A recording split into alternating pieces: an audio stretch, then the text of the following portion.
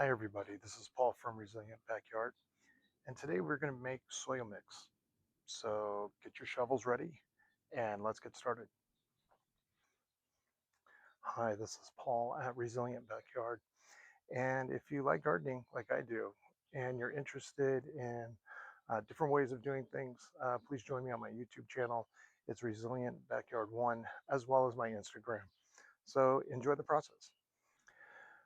First thing what we need to do is think about what is a soil mix. Soil mix is a mixture of potting soil, which is mostly peat moss, uh, some sort of compost. I'm using a steer manure blend. I want it to go through a herbivore before I use it. It allows it to release some of the nutrients that are in there. And then lastly, perlite. And perlite is important so that way we get air, we get water flow. Besides that, we have some additives that I like to add. I like to add a mixture of fertilizer. This fertilizer is organic Espoma. It is a 644. And what I need to do is I need to get some of those nutrients growing in that soil mix before I plant it into my pot. I also have Azomite.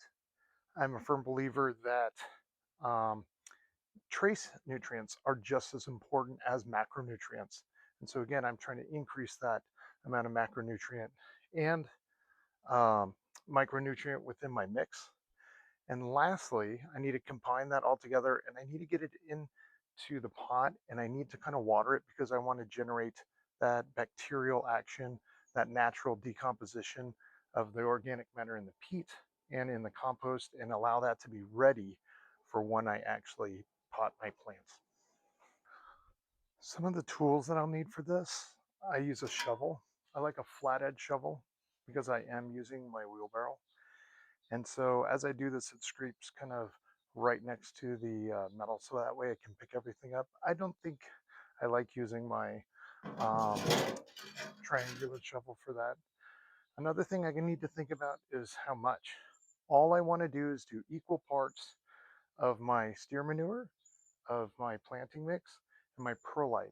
And that's coming from Mel's Mix. And so it is a kind of a genuine rule of thumb, especially within raised beds or with container gardens or with grow bags, which you know I am a big fan of. Besides that, we will sprinkle in some the Azomite as well as the amount of organic fertilizer as we do this. We want to add some water. I like to add water with it. That will help dissolve some of the nutrients, helps let it mix, and helps let it kind of set a little bit. So all I really need is enough for this. So if you want to think from a basic standpoint, right, a third, a third, a third, I'll measure it. Don't sweat the little things. We want just kind of equal parts of that, and then we'll get started. One thing that's real important about when you mix soil is safety. And honestly, there's a lot of particulate matter that occurs within that. The azomite is crushed volcanic rock. Okay, the organic fertilizers are small, that's very dusty, besides perlite, which is also a crushed up rock. And then we have some things that might be in our planting mix and steer manure blend that really might not be great for us, especially our lungs. It's not large particulates that I'm worried about, it's the small particulates. And to really prevent that, you need to wear a mask.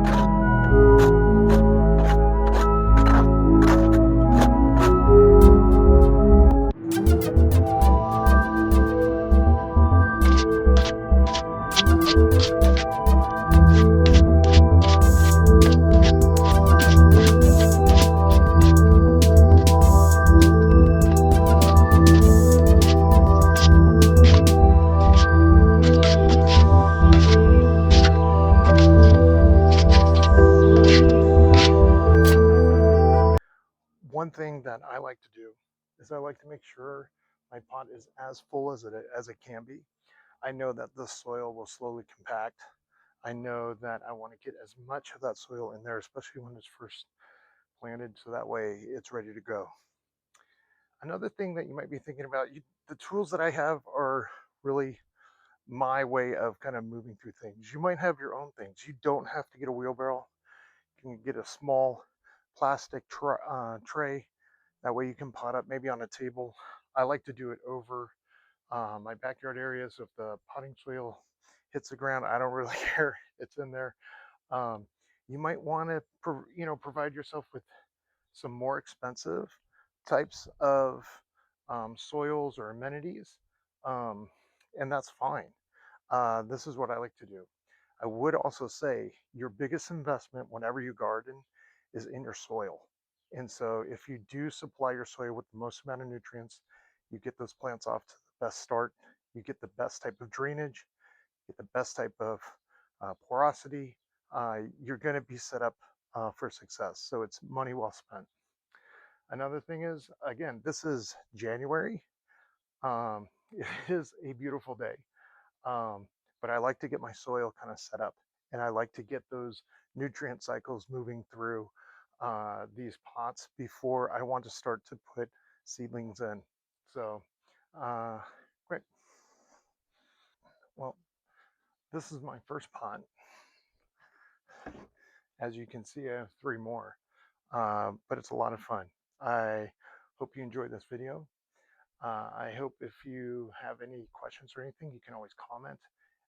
Also, you can check out my YouTube channel. It's Resilient Backyard 1, and enjoy the process.